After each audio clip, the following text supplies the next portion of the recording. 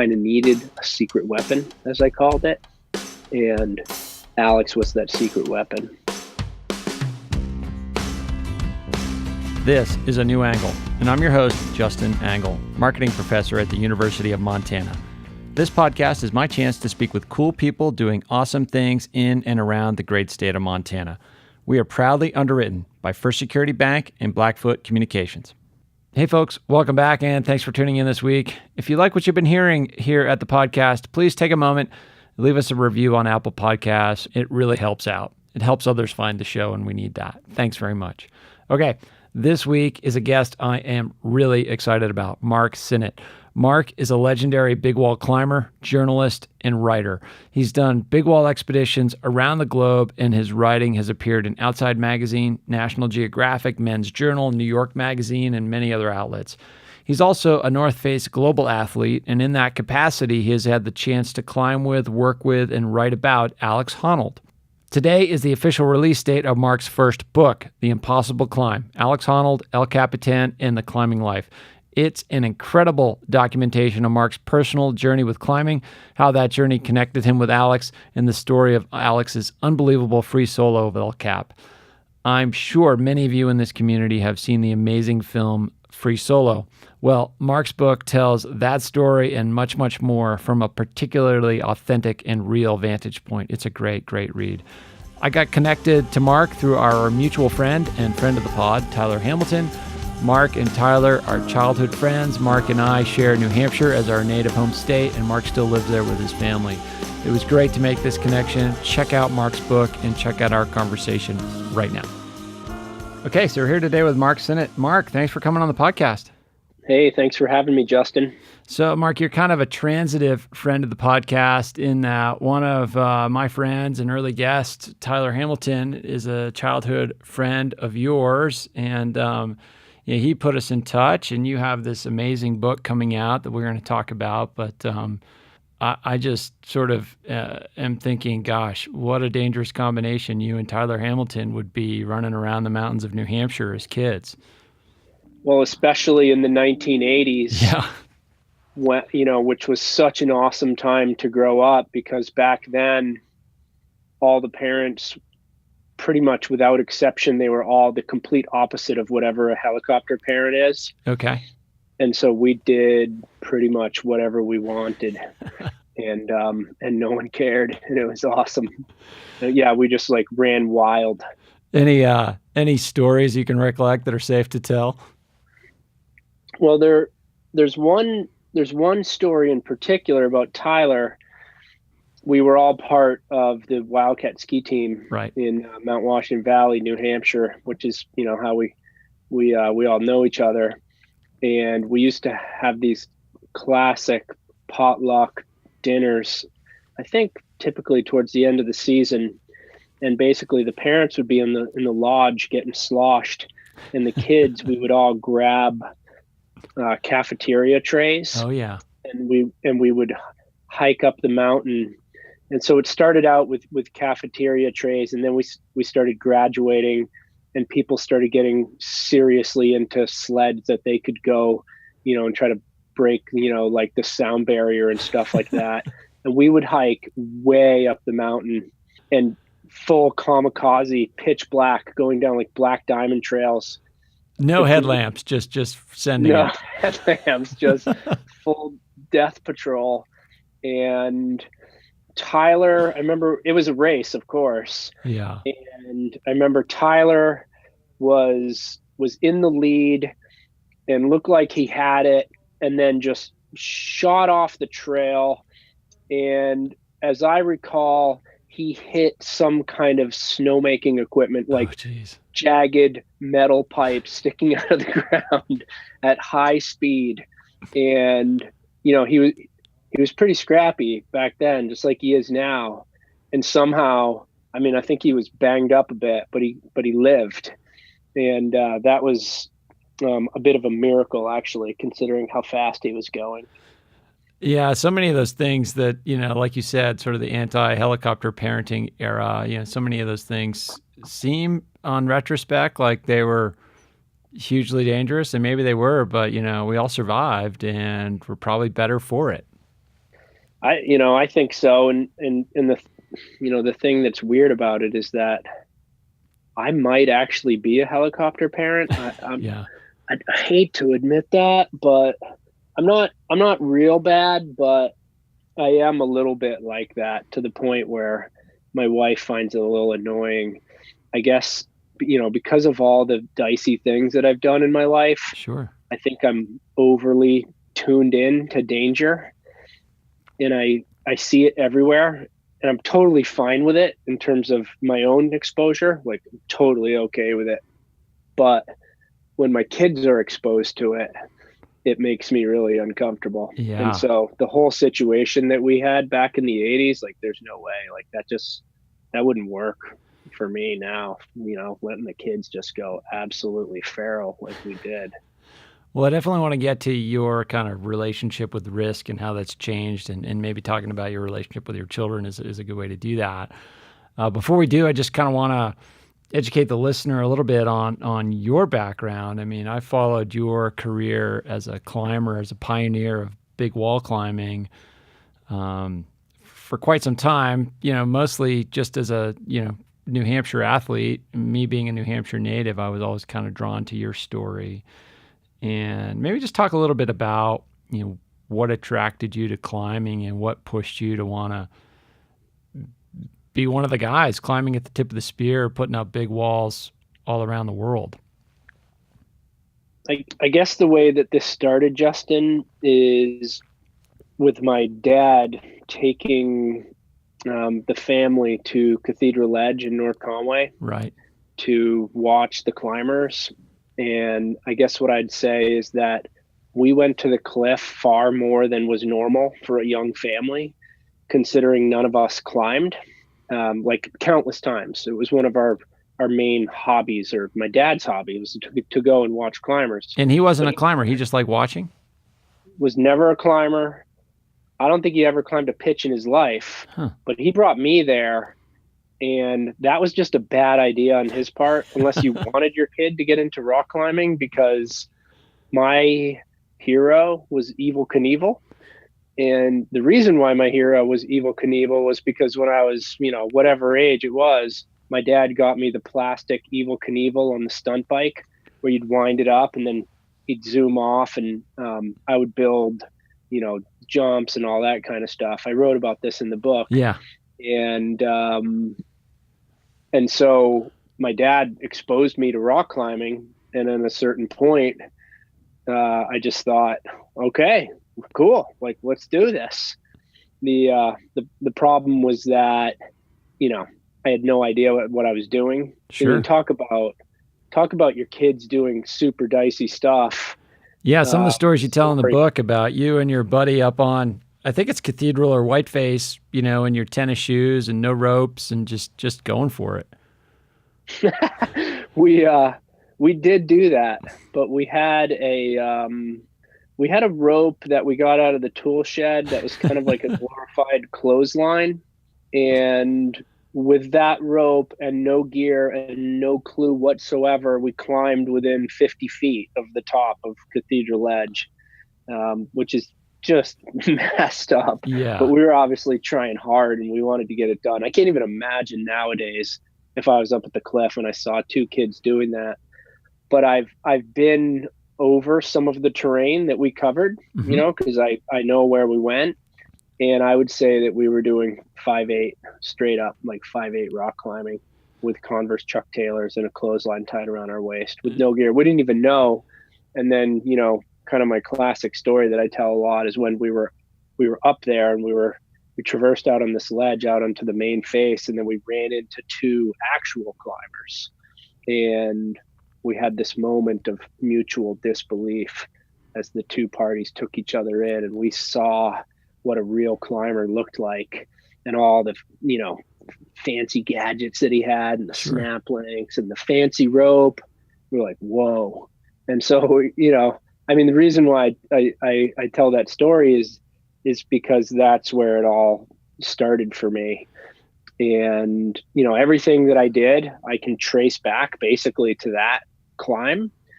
And afterwards, I I started to identify myself as a climber.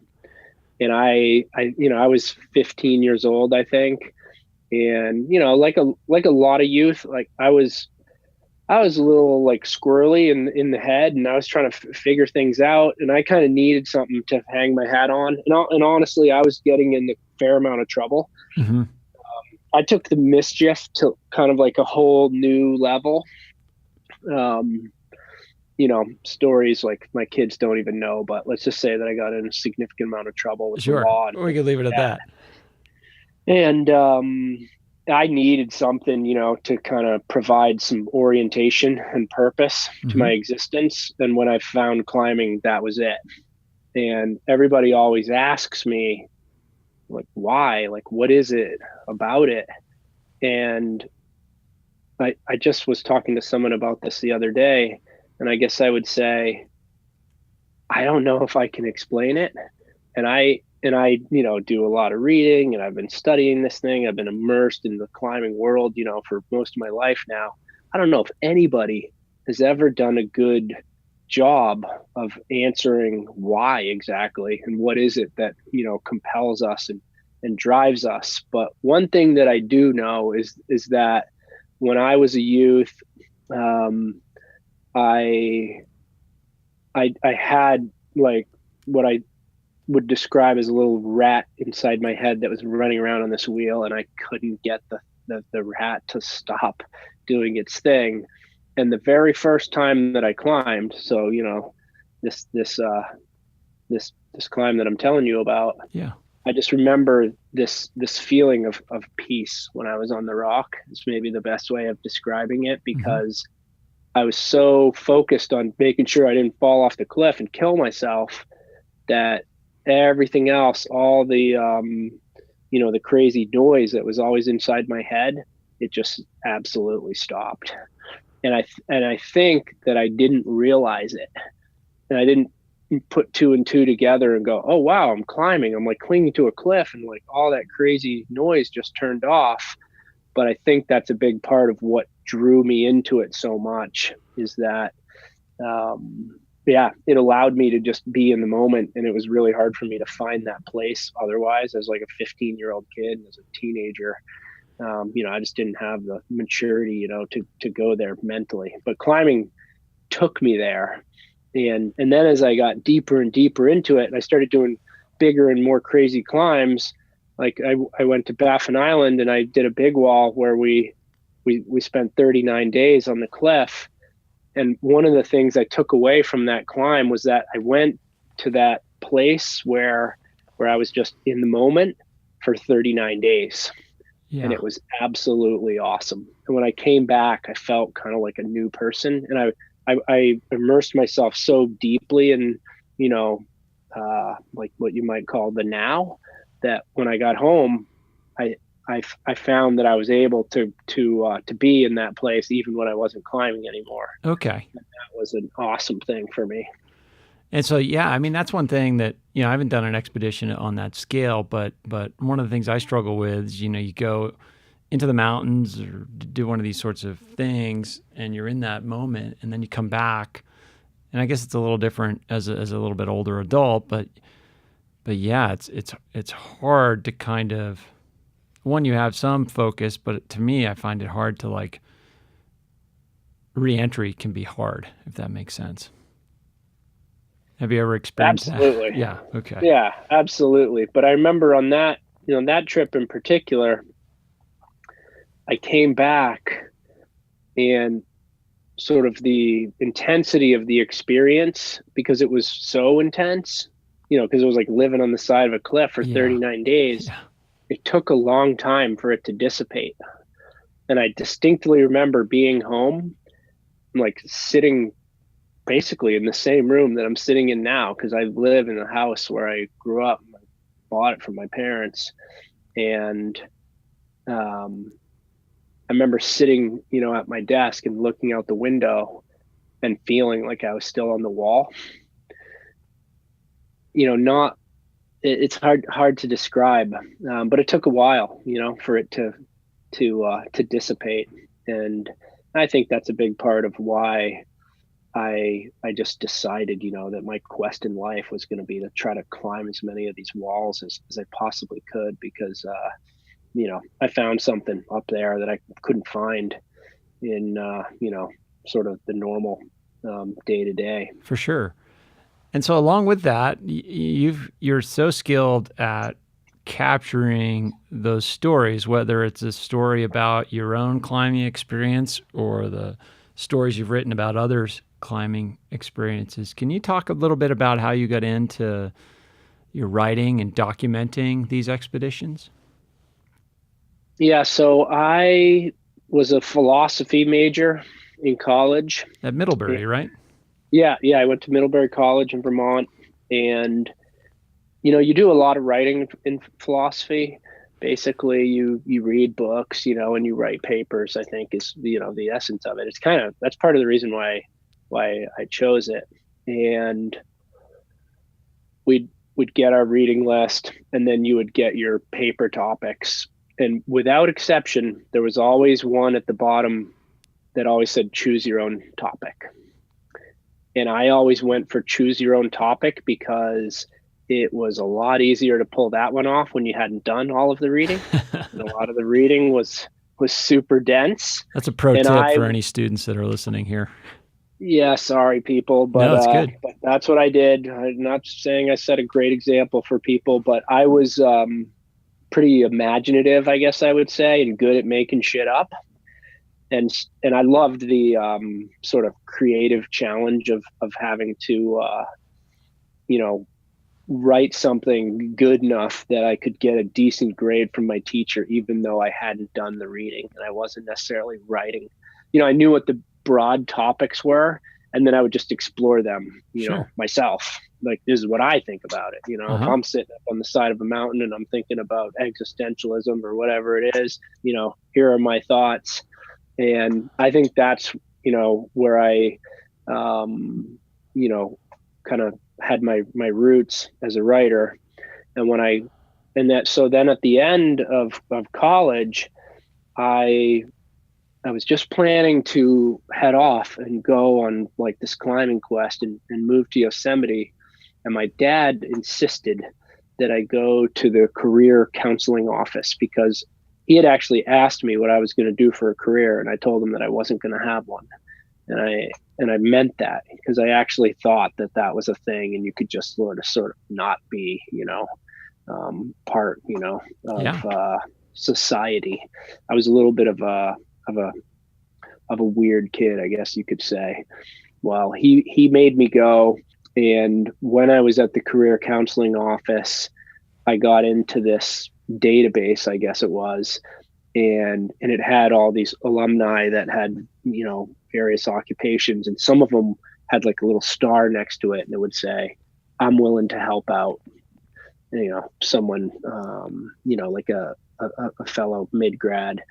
And one of those people was Allison Osius, who was an editor at Climbing Magazine. Okay. And so I hit her up, and I ended up getting an internship at Climbing. And I had never, I was doing writing like in school, like everybody does, but I had never really thought about writing as, a possible job or a way to make money. When I got to Climbing Magazine, they said, "Hey, you're here, you're working for free. It's 3 months or whatever it is. But while you're here, why don't you try to publish an article?" Mm-hmm.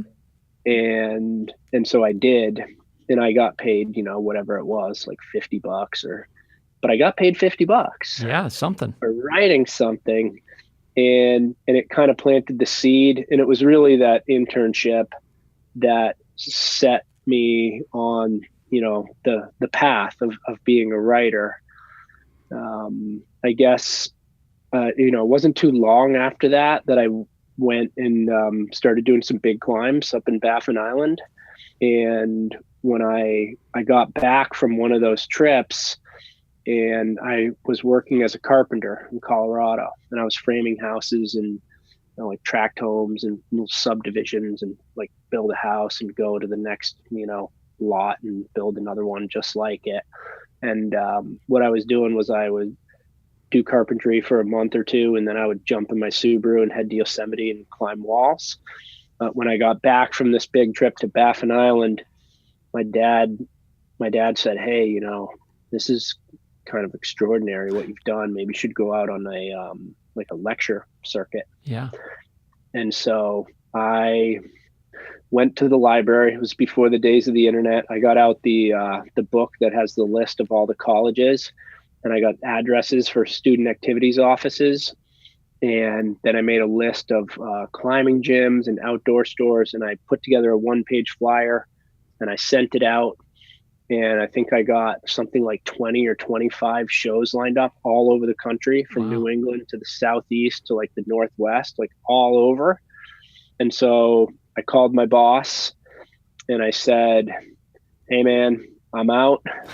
And I bailed and I got in my Subaru and I drove around for like 2 years living out of my car, doing talks, and then writing articles for Climbing Magazine and other places like that. I started to get some sponsorship, and, you know, I was working for myself. Yeah, it was coming together.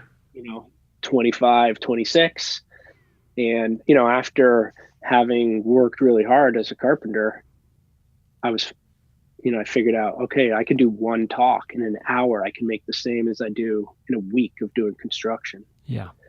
And so I said, okay, that's it. That makes pretty good sense. This is my new path. And that's where it started. So let's fast forward several years and let's talk about this book you have coming out, The Impossible Climb, Alex Honnold, El Capitan, and The Climbing Life, which is just a fantastic read. It's so compelling on so many levels. One, because, you know, it tells the story of this climb that Alex did of El Cap, the free solo, all that. You know, the movie is so hot right now, the Oscar nomination and all of that. So you kind of provide a written account of that, but you also weave into it your own personal story, which we've talked about a little bit here, you know, your Baffin Island expedition and this sort of development of your own climbing career, but then you intersect with Alex. I think for the first time was it the Borneo Expedition in 2006? Is that right? 2009. 2009. Okay. So at that point, I mean, you're sort of at the top of your game, climbing career-wise and writing-wise, and then this young up-and-coming kid who's sort of at that point, had he free soloed Half Dome at that point? Had he done that? Yes. Yeah. So he showed up in Yosemite.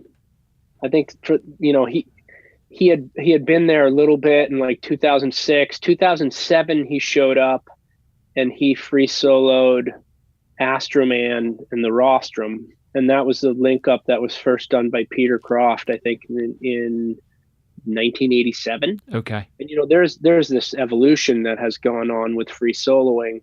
And, you know, I try to cover that in the book to put Alex's climb in context, and also to, you know, give credit, you know, to all the pioneers that came before him that kind of laid the groundwork, as they always do, for what he was going to do. But it took 20 years for someone to repeat what Peter Croft did, you know, back in 87. But Honnold did it.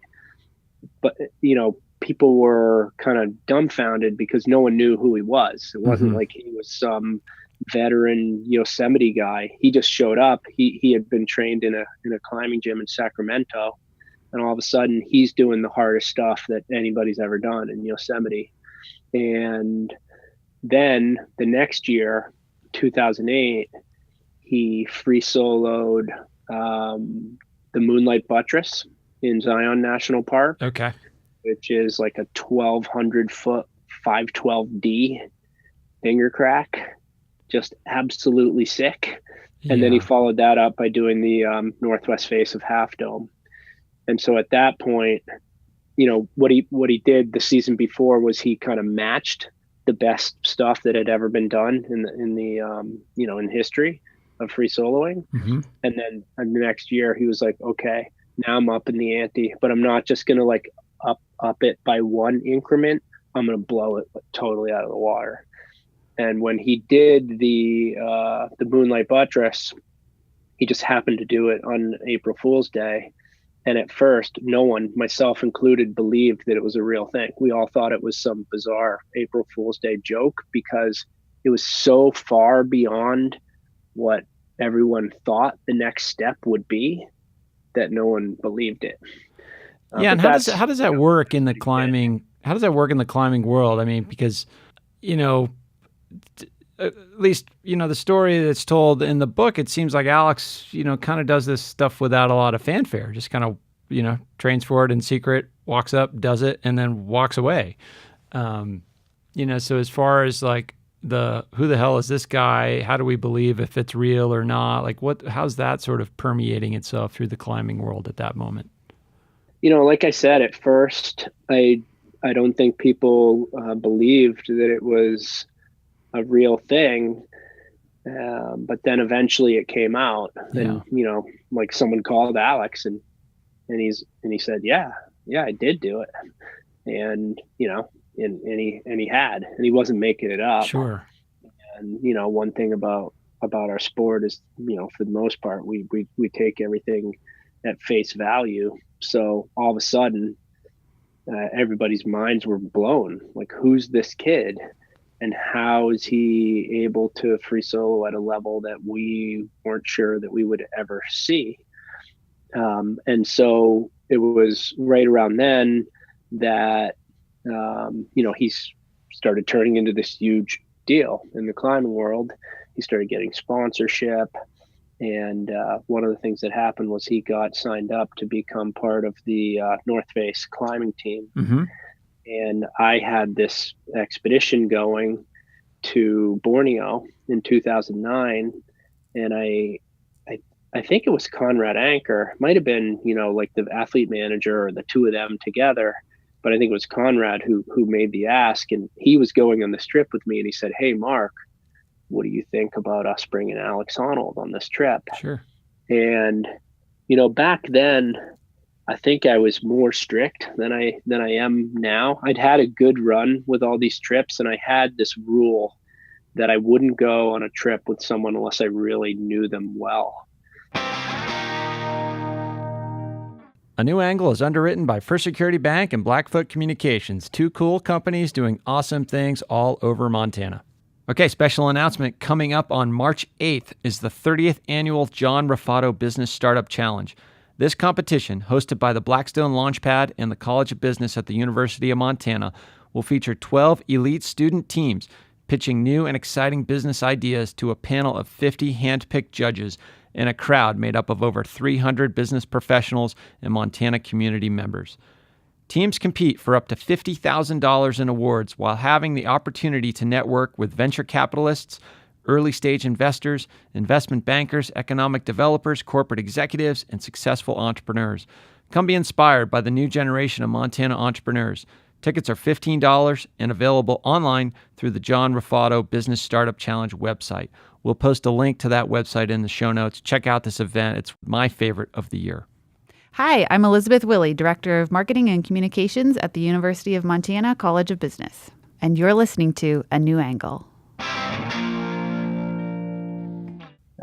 I've had some bad experiences, as I recount in the book, with just interpersonal dynamics and so forth. And so I just had this rule, like, I'm only going with people that I really know, that I've vetted, that I know I get along with, that I want to be with, and that, I trust and all that kind of stuff. And so at first, when Conrad, I remember my initial reaction was, no possible way am I doing that. Like, I don't even know the guy. I think, he's got to be kind of crazy, and, I have no idea if I would get along with him.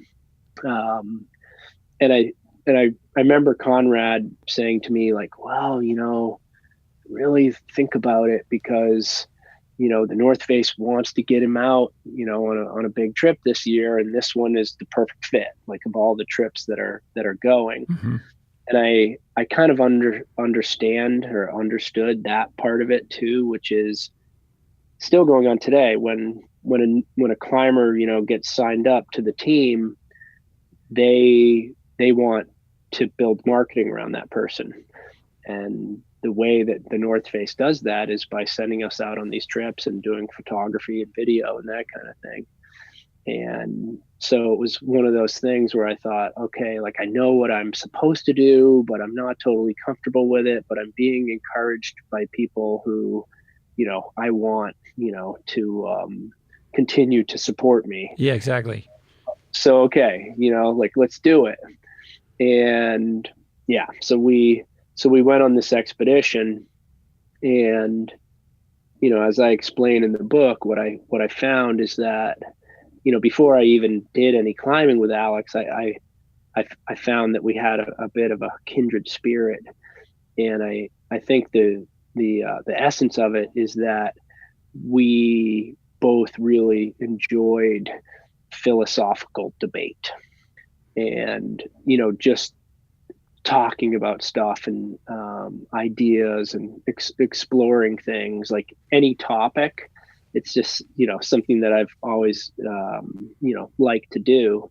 And I've always loved to play the devil's advocate just for the sake of it. And I found that Alex was kind of the same way. And so we just had these awesome conversations. And it was a great way to pass the time. And there's tons of time to kill when you're on expeditions. So we connected in that way. And, I think Alex was interested and excited in doing exploratory climbing. And that was something that I had developed as a bit of a specialty, is like finding random crazy places that people hadn't, fully explored.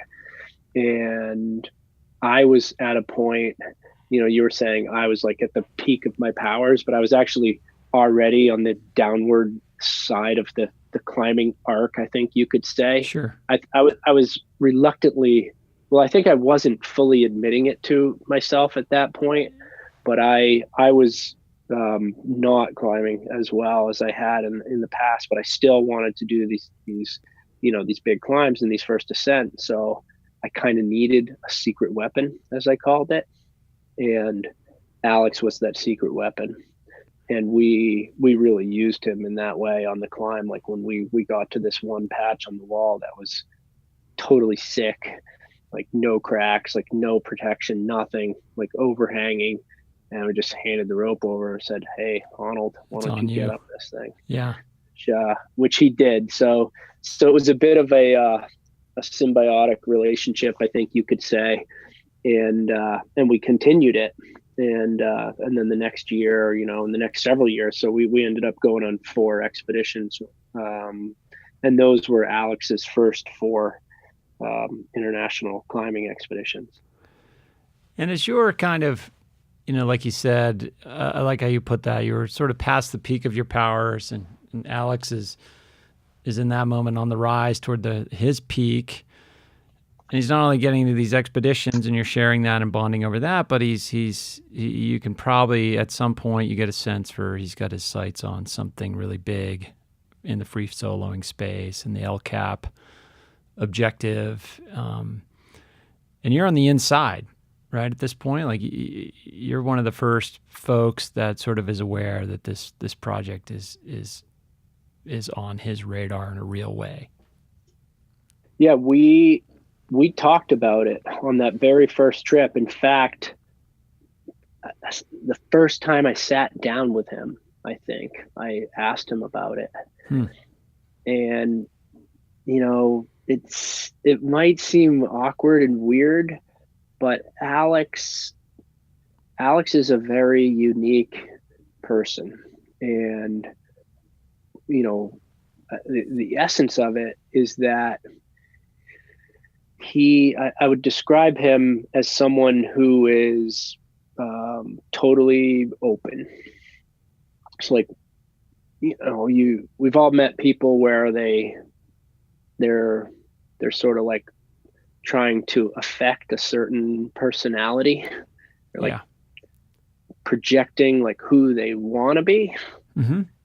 And it's not real. Like some people are like kind of fake. Some people are really fake. Some people are just a tiny bit fake. But most of us pretty tuned into that kind of stuff. And, we could tell.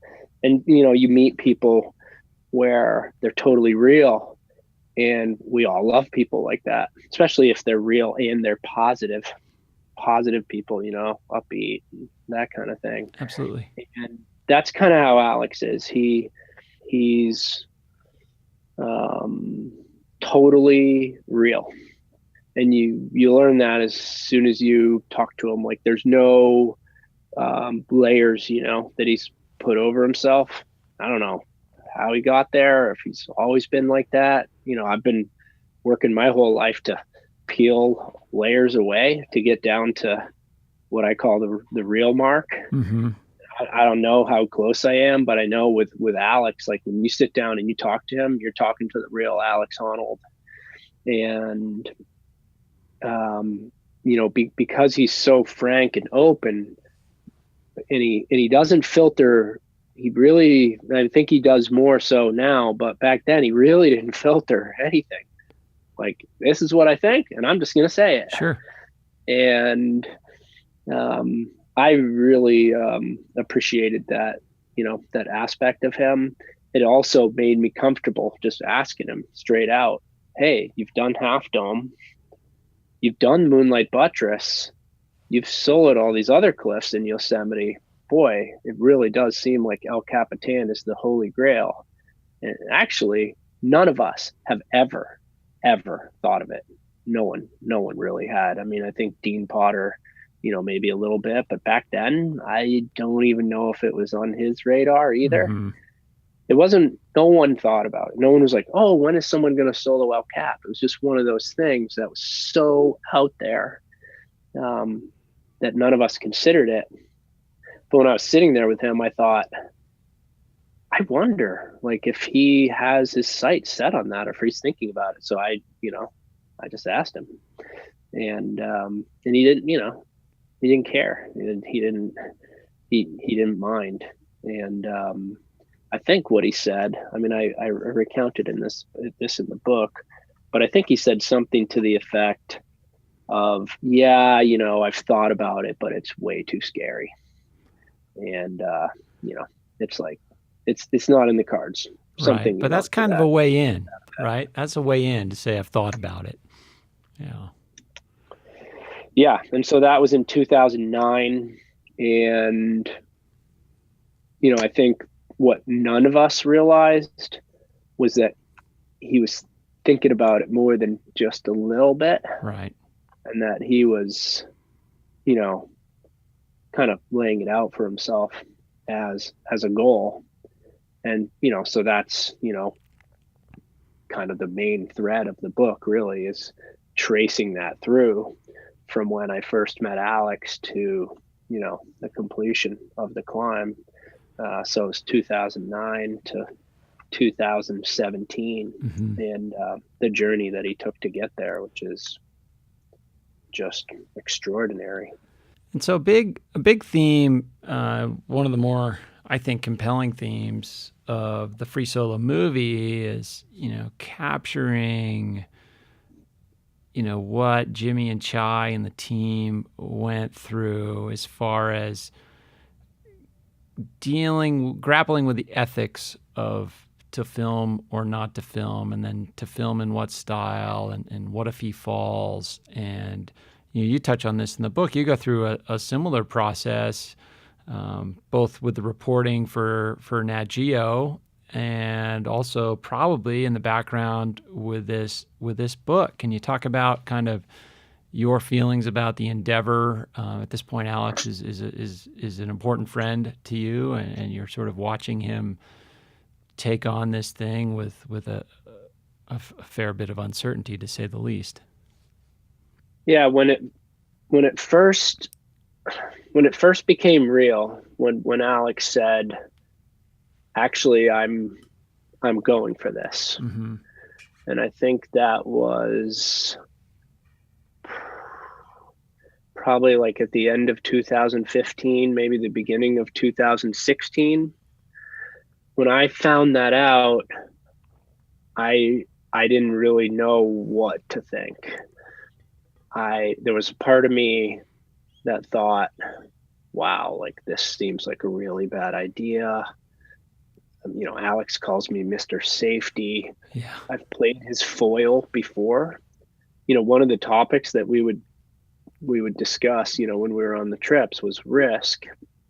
And I would play his foil. He would tell me, yeah, what I do is not dangerous. Mm-hmm. And I would just go head to head with him on that. And so I thought, maybe I'm the person to try to talk him out of it.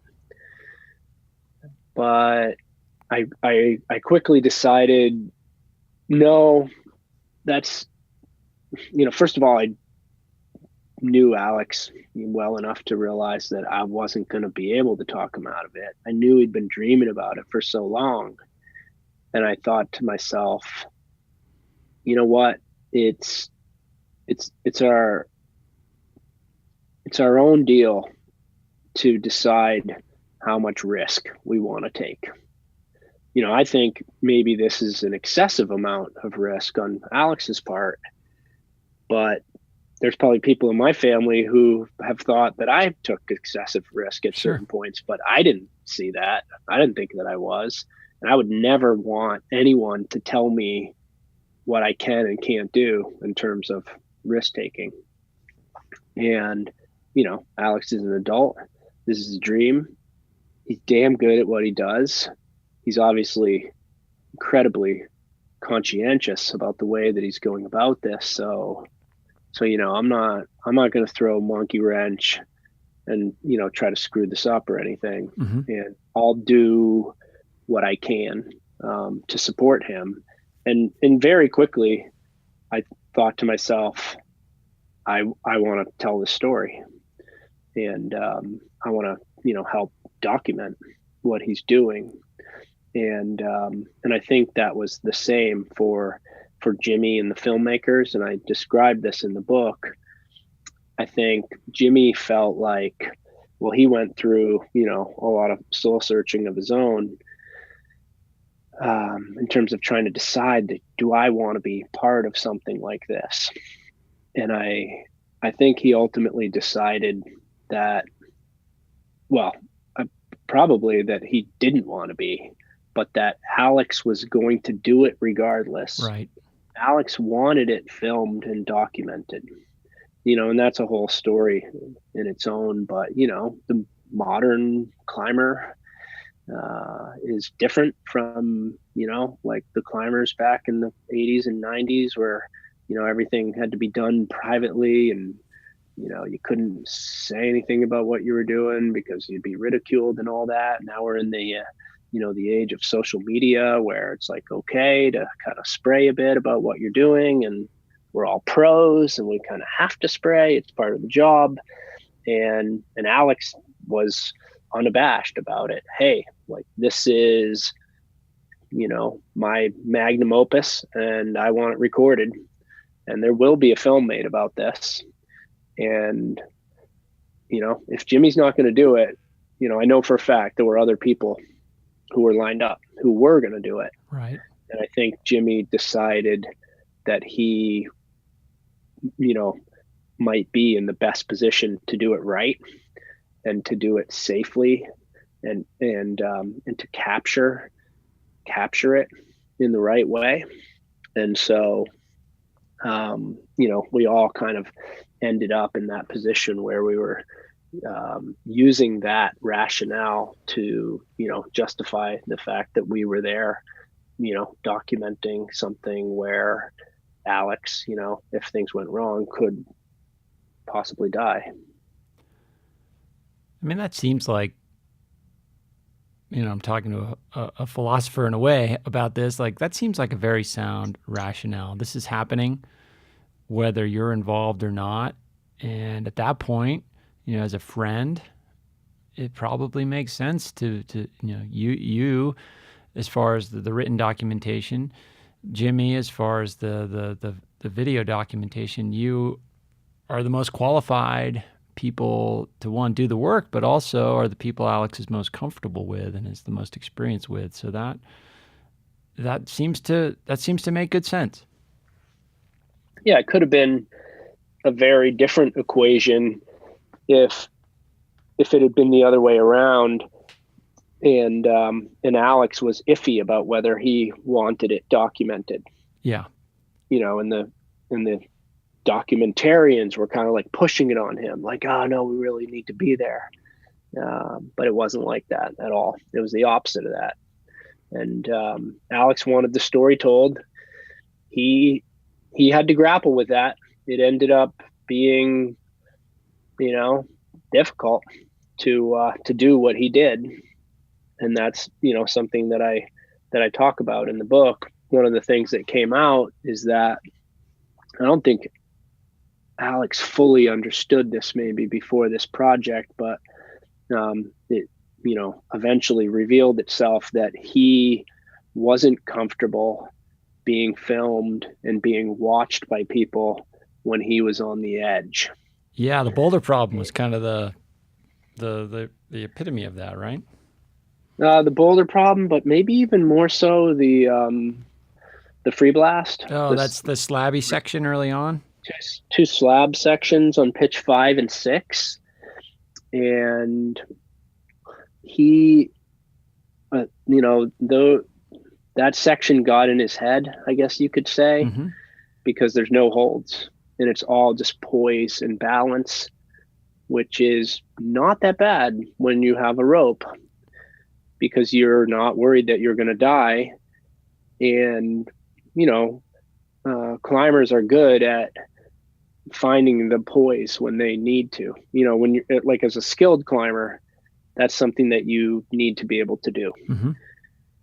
But when you have a rope, it's like, okay, like, this is a little scary. I could slide down the wall. I'm going to get scraped up a little bit, but I'm not going to die. And I'm just going to put that out of my mind, and I'm going to climb to the absolute best of my ability.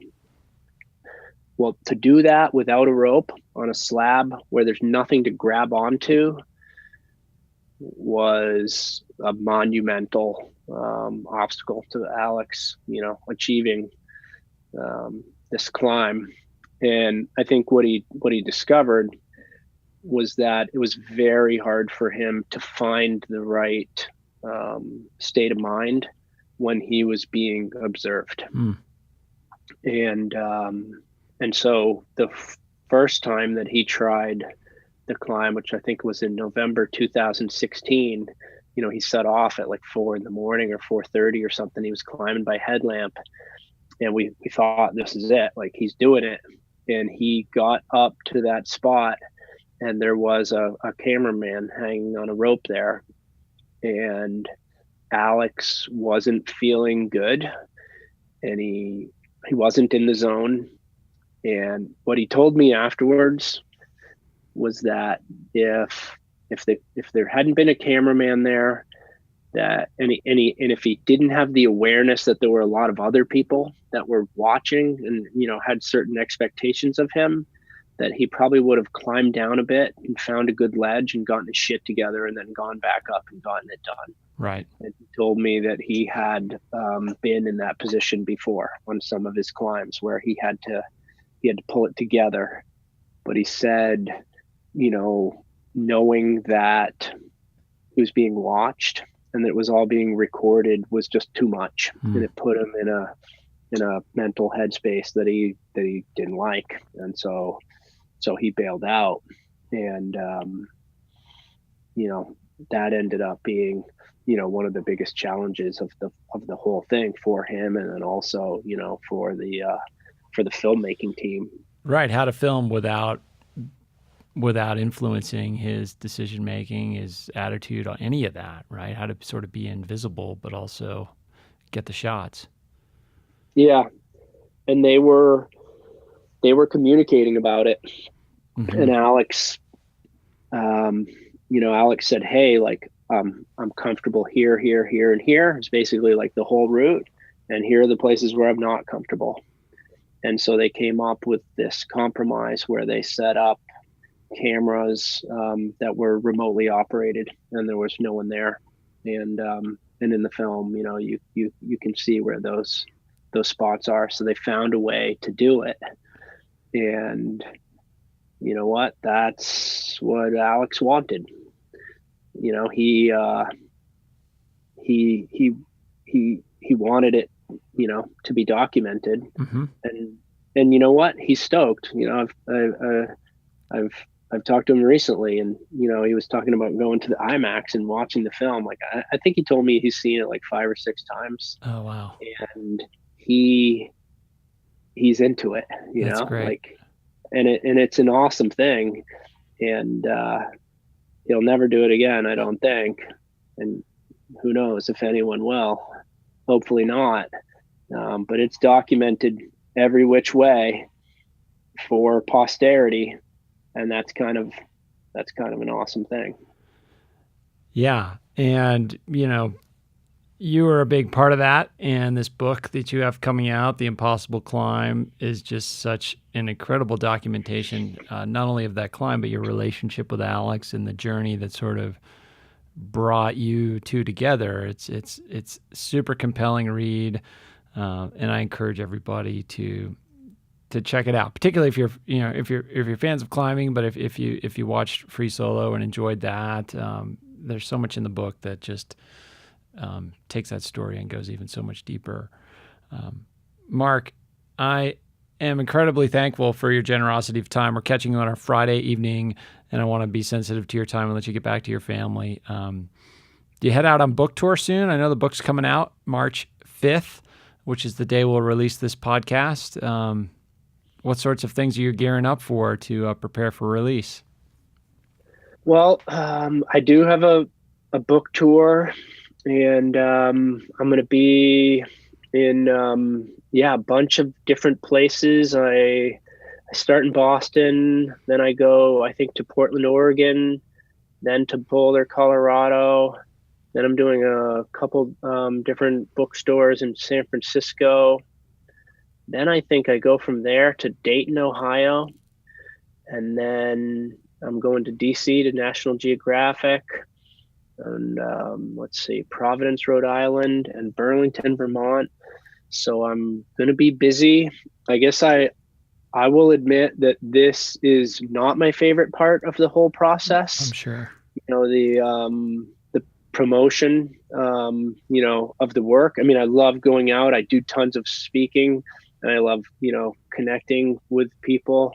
But the selling of the book is not as fun as the writing of it and the capturing of the story, I guess I would say. But, I feel like I have actually come a long way as a writer. And so I do want people to read this because I put a lot into it, and I love what I'm doing, and I want to continue what I'm doing. So I want this to be a successful enterprise. And we didn't talk much about the family, but I do have 4 children. Yeah. So there's some commitment there in terms of making it work. And I'm highly motivated to not come up short because I have people relying on me to be successful. For sure. Well, I think the book will be hugely successful, and we were honored to have some of your time to talk about it. Doesn't sound like the book tour is bringing you to Missoula, but maybe if we get enough listeners to this episode, we can convince you to make a stop out here and sign some books. Yeah. Well, I would actually love to come through and to hang out with Tyler and to do some skiing. Yeah. And to meet you in person. So we'll keep that on the back burner. But, thanks for inviting me to do this. And it's been an enjoyable conversation. And maybe we'll do it again someday. I just have one more question, Mark. So a couple buddies here in Missoula are North Face teammates of yours. These are friends of mine, Mike Foote and Seth Swanson, who I think you know. I was talking to Footy the other day, and he said, at a North Face athlete function or something, you guys were kind of going on the room, brainstorming next frontier adventures, and at least Mike told me that the adventure you threw out there was a trip to the moon. Is that really on the radar screen? I think, well, you know what? It is. And the reason why I tossed it out was I wanted to stake it out with the North Face. Yeah. and maybe that was, I mean, there might have been some people that think that it was silly, but when and if that comes around and we get to the point where, space travel is actually possible for civilians, and I think we're actually pretty close to that. Pretty darn close, yeah. I do subscribe to the idea of this singularity coming soon, and the fact that technology is evolving at this exponential rate that's beyond what we even realize. Mm-hmm. And so I think we might get there quicker than any of us realize. And when and if that expedition comes up, I want people to know, like, oh yeah, you know what? Synnott was the one. He did kind of stake that out. He sort of said it was his idea. Yeah, I like it. But I'm actually thinking that that I could talk my way onto one of these SpaceX ships as a journalist and go up there and tell their story and document it. And probably shouldn't say too much more beyond that, but I did a talk for the X Prize, and I met some of those guys, and I said, hey, like, what do you think? Like, can I go to space? And they said yes. Nice. Well, maybe that's book number 2, Mark. Yeah. I have book two in the works. Okay. And we'll just kind of leave it at that. But book 3 maybe. There we go. But yeah, like that would be the ultimate. I mean, it would be better to go to Mars, I think, than to go to the moon, because people have been to the moon, and there is a peak on Mars called Olympus Mons, which is 100,000 feet. 100,000 feet. 3.5 times bigger than Mount Everest. And I'm thinking, we get up on that thing, and we ski it, in the in the sand or whatever. We'll have to get special skis for it. But yeah, no, I'm always dreaming big, and I've had a lot of good adventures, but all they have done is make me hungry for more, I guess I would say. Yeah. So I'm constantly scheming, and we could talk for a long time about all the stuff that I still want to do. And so that's the journey, and I hope it continues for a long time. Awesome. Well, I do too. Mark, it's been a pleasure, and I look forward to keeping in touch. I look forward to promoting this book in any way we can here at the podcast. Awesome. Well, thanks a lot, Justin. I appreciate it. Okay. Hope you enjoyed that conversation with Mark. Super compelling guy, great writer, and his book, The Impossible Climb, is amazing. I encourage you to check it out. Okay. Next week, Wilmot Collins, the mayor of Helena and a Liberian refugee. If you haven't heard Wilmot's story, you're probably thinking, how on earth do I connect the dots between Liberian refugee and mayor of Helena? Well, buckle up and tune in next week, because it's an amazing story, and I'm excited to bring it to you. Thanks for listening to A New Angle. We really appreciate it. And remember that A New Angle was brought to you by CED, Consolidated Electrical Distributors. By now, you all know that they're big and they pretty much sell everything electrical you would ever need. But what you might not know is that they hire a ton of our students. If you want to learn more about job opportunities at CED, visit cedcareers.com. It's a great website name. Before we go, I want to thank some important peeps. Comstar Elizabeth Willie, executive producer Stefan Borsum, producer Aidan Morton, and interns Aspen Runkle, Max Gibson, and Ellie Hanasek. Huge thanks to VTO, Jeff Ament, and John Wicks for the tunes, and finally, props to Jeff Meese, our master of all things sound. Before we go, if you have any questions, suggestions, comments, insults, whatever, please email me at anewangle@umontana.edu. Help us spread the word, and be sure to use the hashtag #anewangle when you do. Thanks a lot. See you next time.